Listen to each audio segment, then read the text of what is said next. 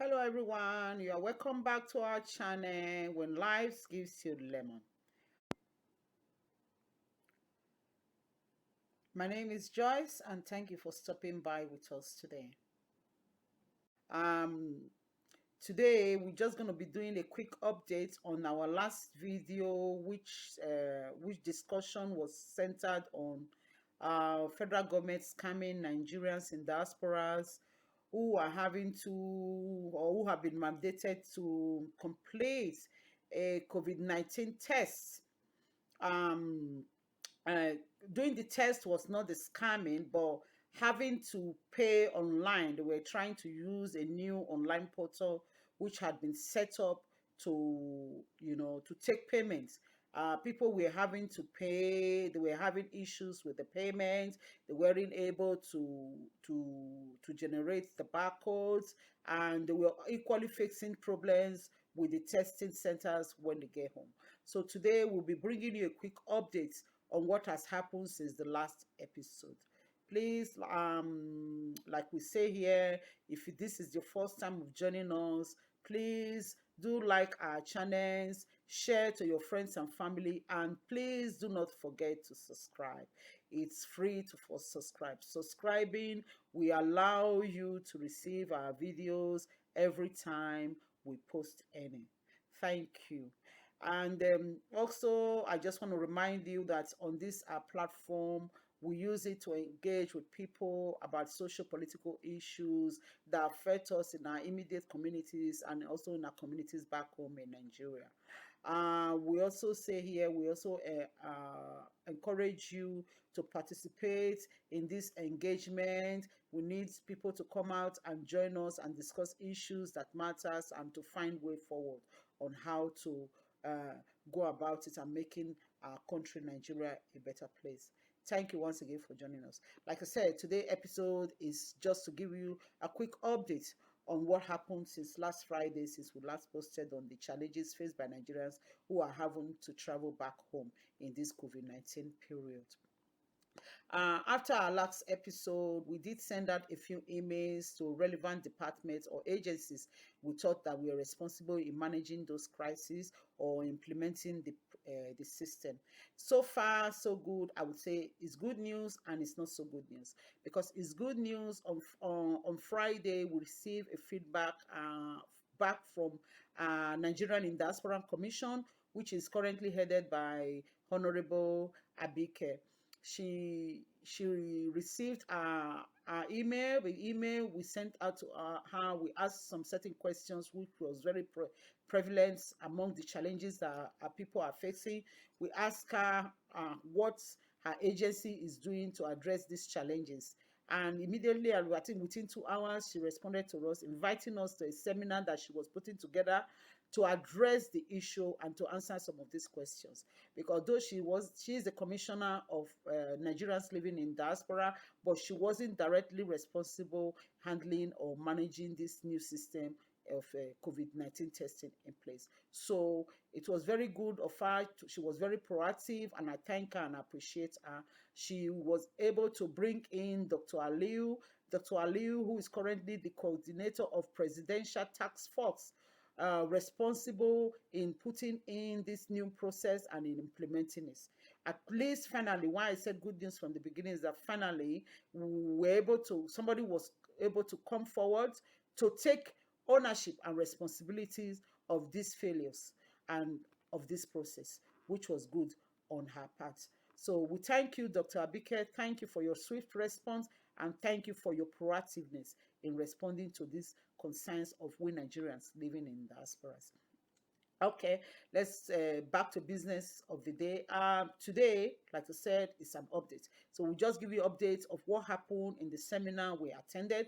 Like I said, it's not that good news, because at the end of this seminar, after Dr. Aliyu, who I really do appreciate because he spent time answering those questions we put through to him from When Life Gives You Lemon TV. He answered every question, but at the end of it, I'll tell you, my brothers and sisters, my fellow Nigerians out there, I came out with more questions that needed answering.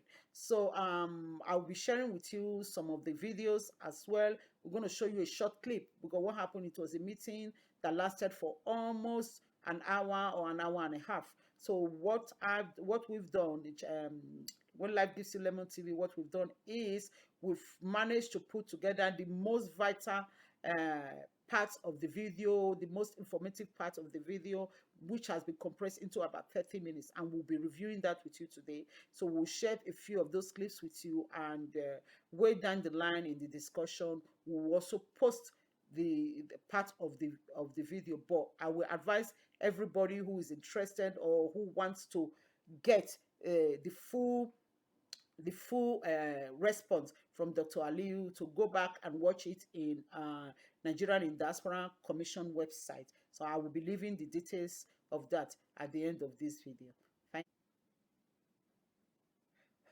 Although Dr. Aliyu spent time to address the issues highlighted during the interactive section, questions and concerns that had been brought forward by Nigerians who were using the online payment portal. And he also addressed some of the questions that was also posed by us to him as well. But after listening to Dr. Aliyu, the fact remains that there were some fundamental flaws. The implementation stage that could have addressed those concerns were not thought out, were not carefully planned out. Because the issue, the concern coming through were not coming through because Nigerians in diasporas, they were not happy because they were being made to do a second test, but rather the concerns came from using the new online portal that had been put in place. It is very obvious that those processes were not carefully thought out, because when you are planning, for those of you who understand the basic of policy formulation and implementation, you will agree with me that it is very vital to engage and involve those who those policies will affect most. Dr. Aliyu, during the interactive section, Dr. Aliyu had admitted on camera that these policies was hurriedly put in place, that they had no time to test run it, and that they did even have time to carry the people, these major stakeholders, which are the Nigerians living in diaspora. They didn't even have time to carry them along. He claimed in the video, he claimed that because he lives in diaspora and most of his associates are also diasporans, that the decision that was made was based on their own experience, which is wrong. Who does that? It's absolutely wrong. If you are going to bring up a policy that is going to affect me or my household, I will expect to be consulted. Nigerian in diaspora, or if not me directly, but those who represent my needs and my interests. You cannot be a judge in your own case. So in this regard, Dr. Aliyu, I would say I appreciate you people. I know that these are hard times. These are complex times and uncertain times that demand certain actions and decisions for you to obtain an outcome. But this one was badly thought out. The implementation process is a flaw because most of these concerns that is coming out today would have been arrested in the formulation stage if you had carried along, if you had consulted with the major stakeholders, which are the Nigerians living in diaspora. You cannot base your experience on the experience of millions of Nigerians who live abroad, who will be using your services every day. You admitted, you had the data, you had the time to plan. You admitted that Nigeria airports, travelers arriving from international, from abroad, Nigerians who live in diaspora who come to Nigeria on daily basis, aside from other visitors, are over 2,005 daily. You had this time to plan. But like I said, listening to you and also a close review of all these concerns that had been tabled, it shows that there had been some fundamental flaws, if not, or a big oversight on your part. It's either you were trying to prove a point to the outside world that Nigeria airports can be opened just as their counterpart, which is the Western world or any other African country, without considering the interest of the people, or you've just threw that slogans into the dustbin that says people before interest, because I don't see it here. So like I said, we are not trying to throw the baby away with the bad water here. We do appreciate all your effort and the effort in the team, but we believe that these concerns would have been arrested in the developmental stage of your policy formulation if you had consulted, because that is it. That is the principle of policy making. You need to consult the people that these policies are going to affect. You do not just, I do understand, like you said, you claim in the video as well, in the seminar as well, that you needed to take Nigeria from the analog stage into the digital stage. Fine, agreed. It's hard time. It's a long-awaited development. It's a welcome development. But the fact is, the interest of the people had to be carried along. There was need for risk assessment, which was missed. No risk assessment was done. If risk assessment had been done, most of these challenges wouldn't have come up. It would have been mitigated. It would have been reduced in the planning process, not waiting for it to get into the implementation process, which before addressing the challenges. These challenges were already there from the beginning. For instance, you have over 36 states in the nation. How can you roll out a project and letting it, only centering it within 3 states? It's unheard of. You just set yourself for failure. From the very beginning, you had the data, you said it, you admitted to it in the seminar that over 2,500 people,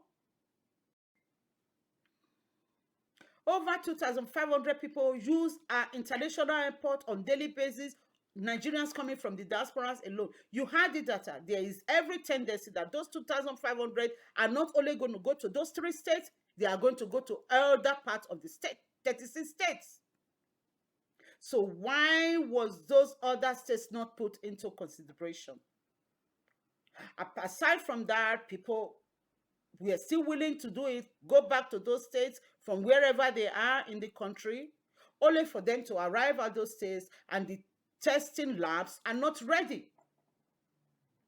They have to go back and forth, try to verify their information, because the lab centers do not have access to your portal, which you are not trying to address.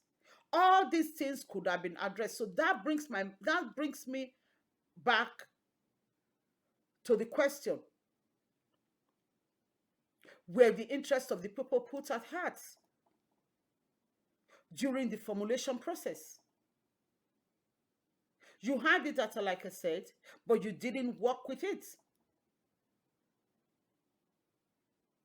because the comfort and the interest of the people is none of your concern. This is not good at all. This could have been avoided. It should have been addressed at the formulation stage, ensuring that those test labs you are contracting the job to have the resources and the means to open more labs in other states. Or is this a case of awarding contracts to those who do not really merit or have the resources for it? Has there been conflict of interest? Have the interests of our people been compromised here? So these are questions that need answering for future, you know, in case of the future. Because we cannot afford to keep doing things this way. Like I said, I understand the fact, I appreciate the fact that you lot are putting lots of work, but it wasn't holistic enough. During that seminar, you did say it's only 3 states, but you were going to input more states were going to be brought in as of that Saturday. As of Sunday, when I did check, yes, you've ordered about 6 states. You said we are going to be included. Now we have Edo, we have Nasarawa, we have Imo State included in it. We have Bauchi as well, which is good, but there is still more is needed. If these states, if your agency knew that we were not ready for this, why going ahead with it? I understand the fact, like you said, like you claimed, yes, we needed to open Nigerian airports, we needed to get those who were trapped outside the country, we needed to bring them back home. So, why were we not ready?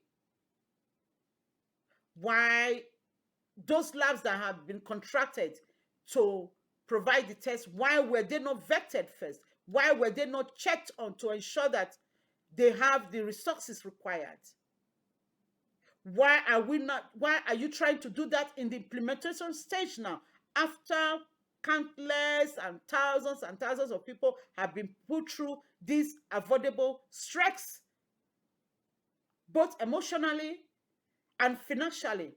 We've had people coming onto camera in the public crying, and a man who was in his late 40s, which was so inhuman, him crying to say how he had to suffer going back and forth because the centers do not have access to his data. He had to pay 3 times.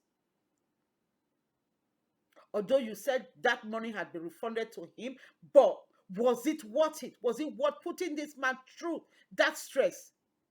Simple stages, simple things that could have been done from the very beginning. Like I said, that's why I said the plan was not holistic enough. The interests of Nigerian people were not put at heart from the beginning. It was more like profit over people's interest. Because if the people's interest had been considered, you would have known that those people who live outside the states where the centers were located, they would definitely face some economic inconveniences, emotional stress, just having to locate those centers alone. So I believe that would have been addressed before the rollouts. In the seminar, you did agree that now you have mandated the centers to make sure that they are opening more centers across, that those who are not willing to do it, they will be penalized, or they will be shut down, or they will be taken down. But I believe that would have been also done from the very beginning, which wasn't done. They said whatever is worth doing is worth doing well. If we are put in this place of leadership, we must ensure that we have the right tools, the right resources to do things the way they are supposed to be done, not done haphazardly. It's not fair. If you had consulted with the major stakeholders, which are the Nigerians living in diaspora, like I said before, you would have been able to identify the needs and the urgency of making sure that these things were in place before rolling the policy out. That's aside. You also talked about the issue of technical issue with the system in place. But I still believe that wasn't well managed. As a new system is expected. It's like you buy a new computer or you buy a new phone, you face challenges trying to familiarize yourself with it. But people who were using that portal were not only finding difficulty familiarizing with it, but they were finding it, the issue they were finding that the portal wasn't working as it's supposed to be. So if we knew this issue was going to come up as a new system, why was there no technical team put in place to address this issue, to manage it quickly?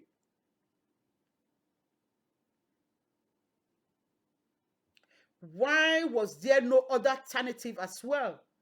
Now, during the seminar, you also did say that now to address that, they are going to be creating another alternative. They are going to be updating the system. So now people are being given the option of either paying there and then, or generating a barcode and taking it to pay in Nigeria. Why wasn't that done at the beginning? Because that was the main issue. People were faced with either they canceled their ticket the last minute because the system was not generating the barcode that was required for them to travel, for the airline to board them. Or they faced endless and ceaseless trying to call, trying to send emails, which nobody was taking or returning. People were stressed for things that could have been addressed from the very beginning. That wasn't right as well. This could have been picked up from the very beginning and it should have been addressed.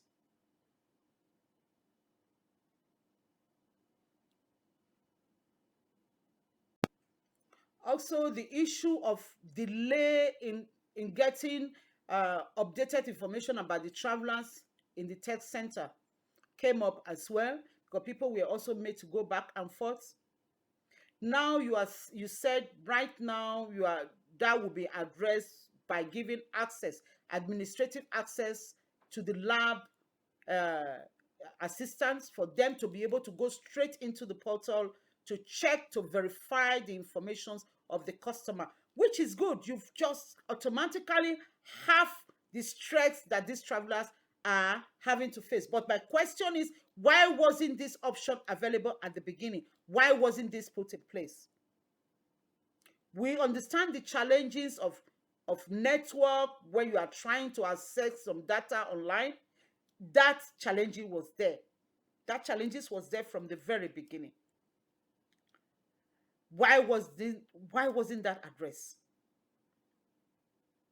Why weren't the lab assistants giving access to the portal instead of them having to email Lagos International Airport or Abuja International Airport, waiting for their email to be responded to, when all they could have done was to log into the portal, the travel portal, and with the barcode the travelers have presented, put in their barcode number, and voila, all their medical reports will be right there and then, and the tests will be conducted.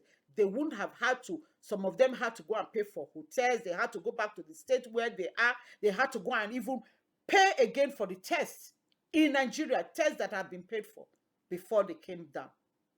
So why wasn't that addressed, Dr. Aliyu? Why is it that now in the implementation stage that these challenges that are supposed to have been arrested from the beginning are now being looked into? That wasn't good at all, I must say again. That wasn't good.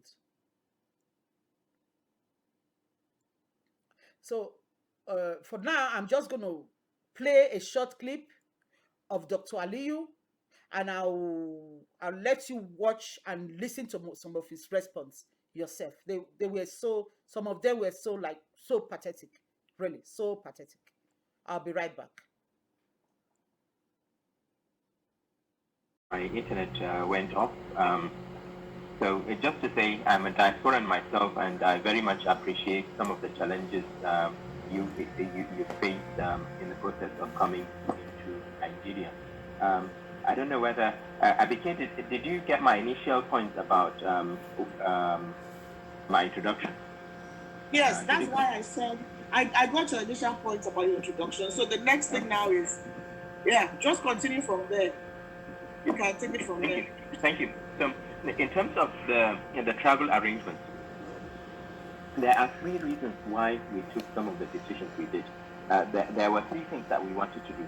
One was to limit the importation of COVID-19 into Nigeria, and that's the primary responsibility we have at the PTF, to reduce the number of cases that are coming in and also the number of transmissions that are going on. The second is to prevent transmission during flight. This is less of an issue for us. It's more of an issue for the airlines, particularly ICAO.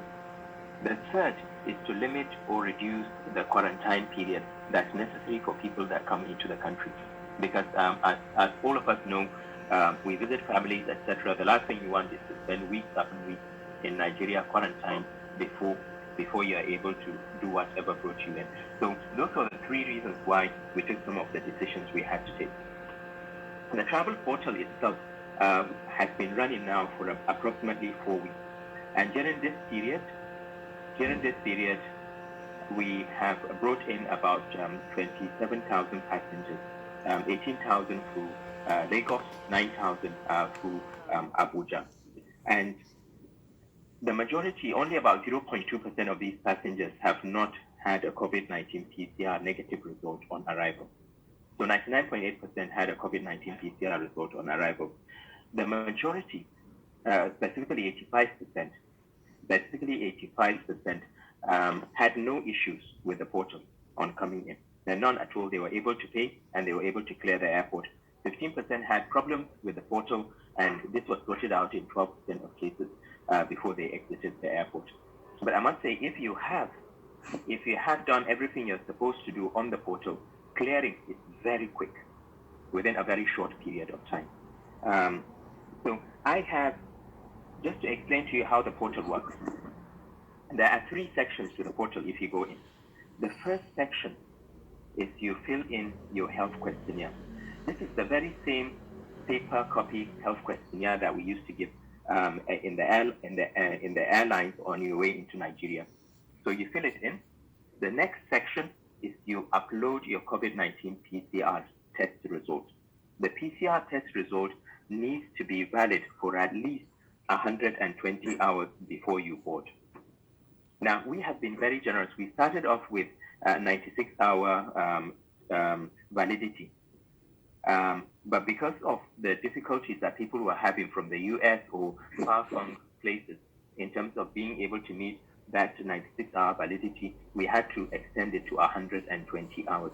But the majority of countries that require arrival results have turnarounds of 72 hours.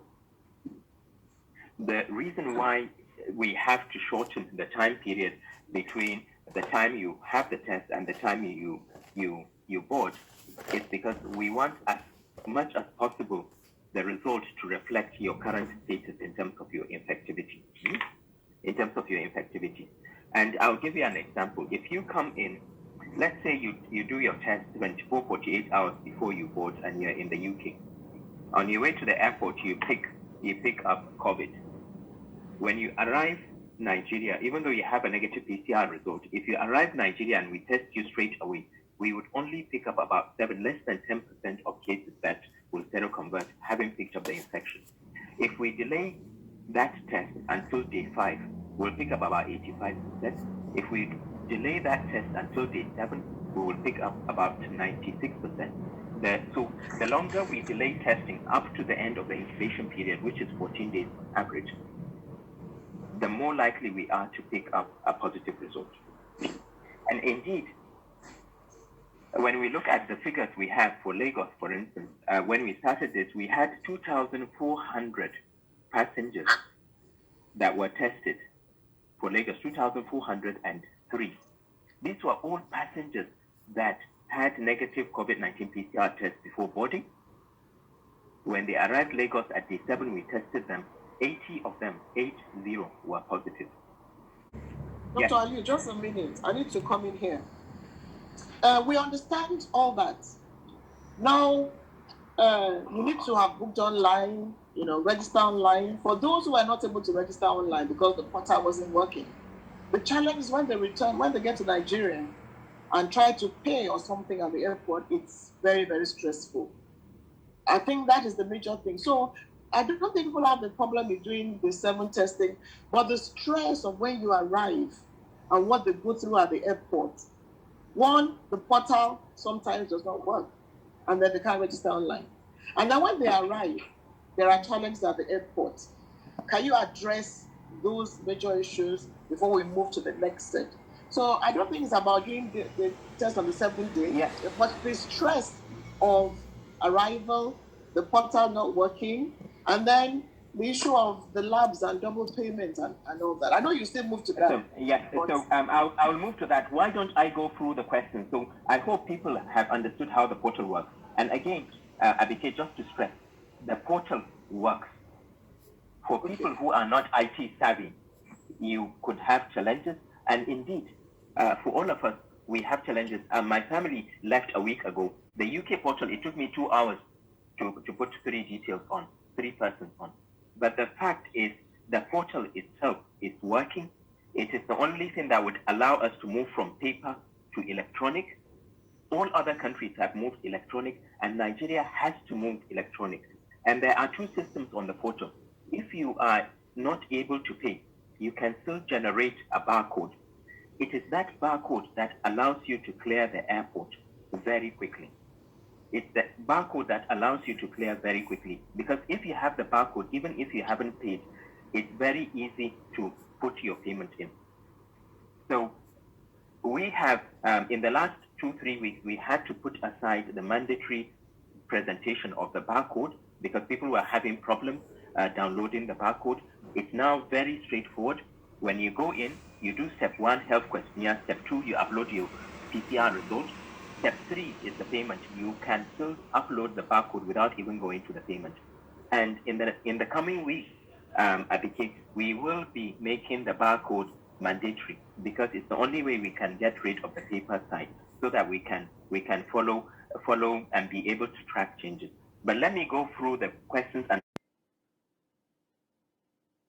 Yes, welcome back. I hope you've just seen that short video. You've heard from Dr. Aliyu's mouth by himself some of the things he has admitted to, some of the things he said they are going to do. Yes, he did admit that there has been a systematic failure in a way, but he's still holding on to the fact that the system is working. People are not familiar with it. We are not taking that crap. We do understand that there has been a fundamental failure, and we hope that next time, when given the opportunity to implement such policies, we will appreciate that he'll consult with those who those issues will impact or impact on more. Anyway, I will be posting more of the longer part of the video. I will be adding it to this video, or I will be including a link for it to be posted. But otherwise, you can go to Nigerian Diaspora Commission website and watch the full video. It must probably be posted by now as of today. Like I said, apart from all the downsides that I came out with in the seminar, I also came out with some good side as well, which is the new changes they are going to be putting in place. Yeah, like number 1, he did say that they were going to improve on the customer feedback. And checking on the website, I went back to the website myself. I've seen there were some phone numbers that have been given, and he also said apart from those phone numbers that are there, they are going to put like an interactive section. They are going to include some interactive section in the portal as well, where you will be able to send a quick email and somebody will be right on the other side to respond to that email as quickly as possible. Just if you are getting if you are having problem using the portal, or if you are having problem reaching any of those phone numbers that's put there. So that is a welcome development. That is an improvement on the customer feedback, because any businesses, if you want to thrive, everybody, we all know that feedback procedure is an integral part of the success of every business. Even today in our corner shop here today, they have a feedback procedure in place. So how much more a policy that is meant to cater for 2,000 people on daily basis? Oh, please cut me that. Please, for God's sake, those were even the listing that was supposed to be in play. But thank God you people are finally getting it, that you are now realizing that feedback is very, very important. So at least there's a system in place now. So please, and if anybody who is using that system as from today, if you are finding it difficult, that you feel that that system is not still has not still improved enough. Like I said, you can get in touch with the NCDC website, get in touch with them, or you can get in touch with the NIDCOM, that is the Nigerian Diaspora Commission. You can get in touch with them, or also you can get in touch with our also contact details here, and we would not hesitate to put those concerns to the relevant agency.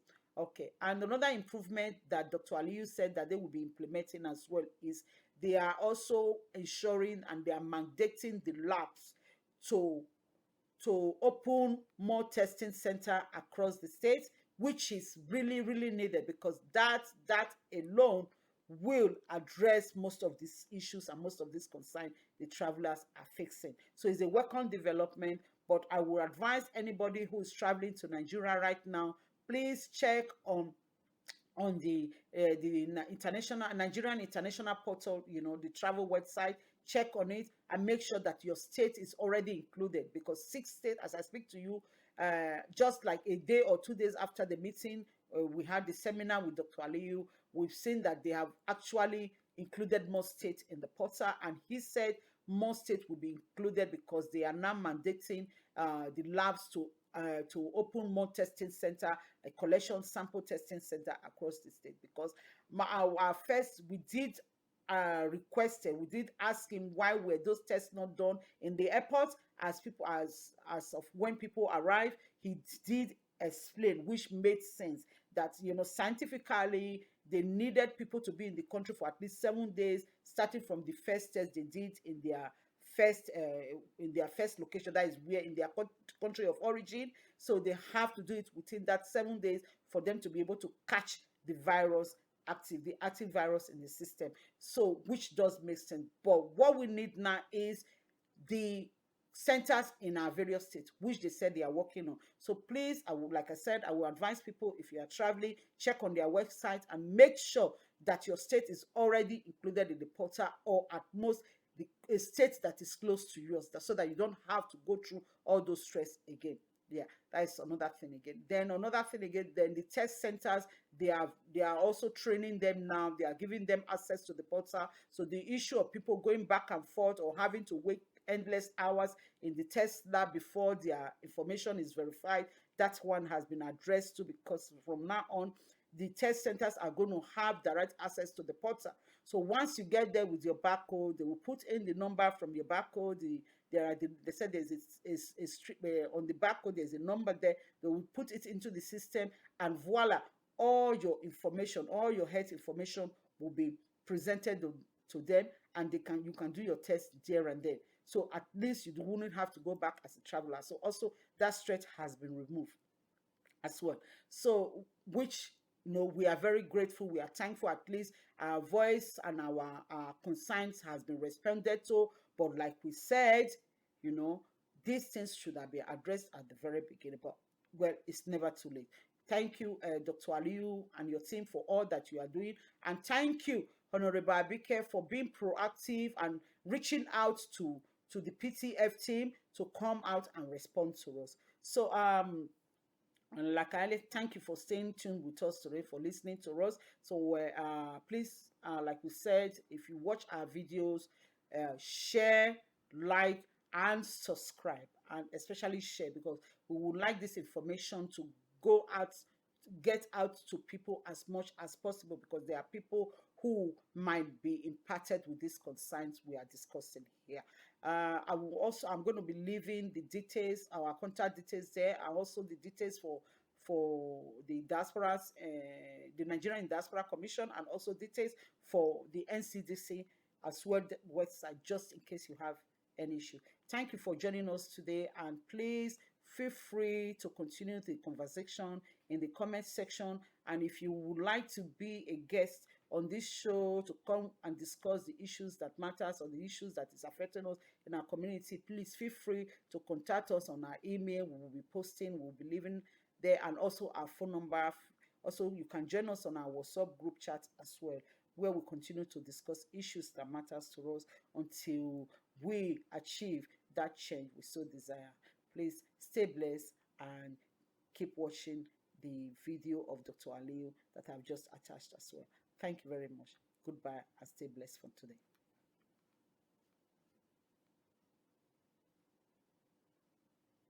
how much does the repeat PCR test in Nigeria cost? So the costs vary depending on where you're going to have the test, the specific city portal you choose. This is because the state governments are responsible for testing in their areas. They are the ones that negotiate with the private laboratories what the cost will be. So, for example, for Kano, it's now 36,000 naira. For Abuja, it used to be 42,400 or 42,500 or so. We've been able to bring it down to 39,500 now, with more labs coming on board. Lagos is 50,400.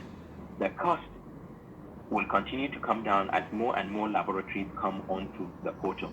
And it's your choice in terms of which laboratory you want to choose. But inevitably, over time, we would expect the cost of these tests to continue to come down. But PCR tests have always been expensive. They are not antigen-based tests and will continue to be expensive until such a time that we have rapid tests available.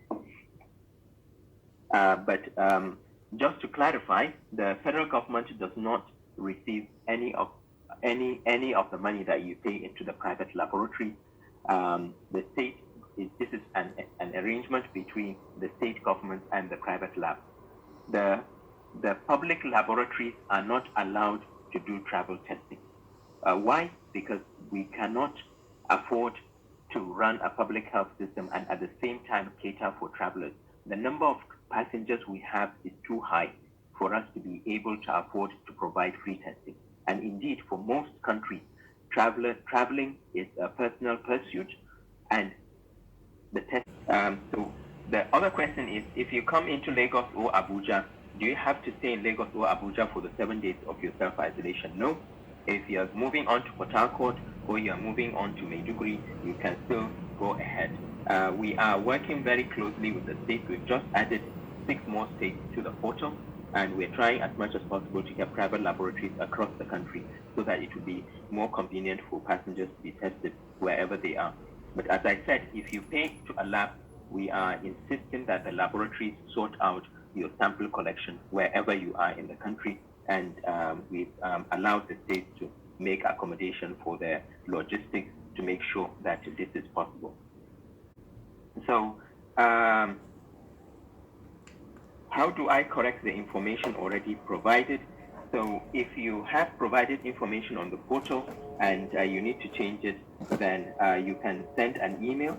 There's additional information on the travel portal where you can send us additional travel information. Some of the complaints we get has to do with receiving an error message by passengers saying duplicate records when they are trying to upload onto the portal. The main reason for this is because you've already registered. So if you register, you are in the process of doing your health questionnaire, you finish your health questionnaire, you save, and then you get interrupted, you go away. You don't need to start the process all over again. It's already saving on the portal, because if you try entering your information all over again, it will come up with a duplicate record. So it means the system has received and stored your information, and you don't need to go back right from the beginning. All you need to do is to enter your passport and your nationality and the date, and it will come up with where you stopped. And the same thing as well with payment. You can defer payment until just before you travel. All you need to do is you go in, log on again, select the make payment module to retrieve your data already captured, and you go ahead to pay. Another question has to do with the QR code. So let's say you do everything, you pay, and you forget to print out your QR code. You can still go back onto the portal and access the barcode and print it out quickly. And just to say, for people who have done everything on the system, Abike, it takes minutes to clear at the airport. Minutes, honestly. And we've had, just as much as we've had a lot of complaints about the portal, we've also had a lot of compliments. We've had colleagues, we've had people coming back from abroad saying that our portal actually works compared to what's happening in other countries, particularly in Africa, where so the other issue, the last question I think, has to do with the issue of failed payment. And this is what has generated the most angst. And what I wanted to say is, if you pay If you are charged more than twice, there's a system that would allow you to be refunded. The gentleman who came back from Canada, the issue was he couldn't get to the right people, but we've now set up a customer support center. We've set up additional support at the airport. We are providing additional information leaflets. And if you pay, you now have a transaction code that will come to you in the same way that if you pay for any other bank transaction that you can use to approach a lab. And we've told the lab, even if they haven't received confirmation of your payment, if you have the transaction code that will show clearly that you have paid to so-so lab at so-so date this amount, they will have to take your sample and they can sort it out later. So the delays in payment verification reaching the lab is already being solved. We have training already underway today where the administrators, the senior managers in the laboratories will now have admin access to the portal. So they can go into the portal and check for payment. So there shouldn't really be any issues with regards to verifying payment. But overall, the portal, to summarize what I'm trying to say, the portal is working. 85% of passengers have no problem with this. The small percentage that have a problem with it is sorted at the time of arrival. People do not need to be afraid of using the portal or coming into Nigeria for their businesses and family visits, etc. We are trying as much as we can to make your experience, your travel experience, pleasant. But just like in any other part of the world, this is COVID. There will be inconveniences attached to it. And I am pleading with people that are traveling to use the portal. Even if you cannot pay, download your barcode. It will enable us to have electronic versions of your health questionnaire, electronic versions of your COVID PCR results. If you don't, in the coming week, we will make it mandatory for the QR code to be available to airlines before people travel. So this is the only way we can move on to an electronic version. We have customer support available, and we will be very happy to continue to receive feedback from you. But the portal, I'm afraid, has come to stay. It's the only way that we can enable our airports to operate safely. And the people working in my secretariat have links with the external world. They are not civil servants. So some of the decisions we take are decisions that as much reflect our needs in the diaspora. I'll be back in the UK by Christmas. I live in the UK. So I understand your issues very well. I don't think we would have had a different situation if the PDF had gone through to the diasporans and asked them, what do you think we should do? Because some of us have already been there and continue to be there anyway. We are aware of the challenges. We are working on this. And I think it's not every video that you see that you should take as the gospel truth or say that this is what is happening across the board. Thousands have come in. 27,000 we've cleared in the last 4 weeks. 27,000 people. 27,000 people that would not have come into Nigeria if we hadn't placed this system in, to be active. And if you are having difficulty with the main travel portal. So we do have a backup, but as I said, we didn't even have time to trial this at the portal. We had to just open up, and we are improving things as we go along. In terms of response to distress calls, absolutely right. That's why we're setting up the customer service center. Dealing with customers, it's important that we try as much as possible for the labs to understand that the customers are their main. They need to provide a good service. And for labs that are not providing a good service, we will penalize them. There's a lab already in Lagos that has come off the portal. There's another lab that has been having most of the complaints that we get, maybe because they deal with most of the passengers that come into the country, and we're working very closely with them. And if we are unable to resolve the issues, we will ask them to come off the portal. There are implications for people who misbehave, and I will please ask if there are issues with either forgery or illegal acts, just let us know, and we will take action straight away. These labs, we can penalize them. If they are not on the portal, they cannot do the travel business at home. Labs, to make sure that your sample is collected, because all we need is sample collection. As I said, we're just about putting up 6 additional states now on the portal. And what we said to the private labs that are currently working with us, there are 11 in Lagos, about 7 in Abuja. We've just opened one in Kano. Is that we want them to open up sample collection centers across all the 36 states, and it's not difficult because all you need is a sample, somebody who can take a sample, and it could as well be just an individual, and they pay him maybe 500 naira per person, and that person will collect the sample, put it, pack it, and post it to wherever the lab is. So we're going to give them a time frame to do this. If they do not open up sample collection centers, we will penalize them by taking away. We've accommodated about 4,000 naira, I think, also of their charges to deal with the logistics of having to have passengers outside Abuja. And if they do not open the sample collection centers, we will drop the current charges they are having to that respect. There were a few issues that I wanted to quickly go.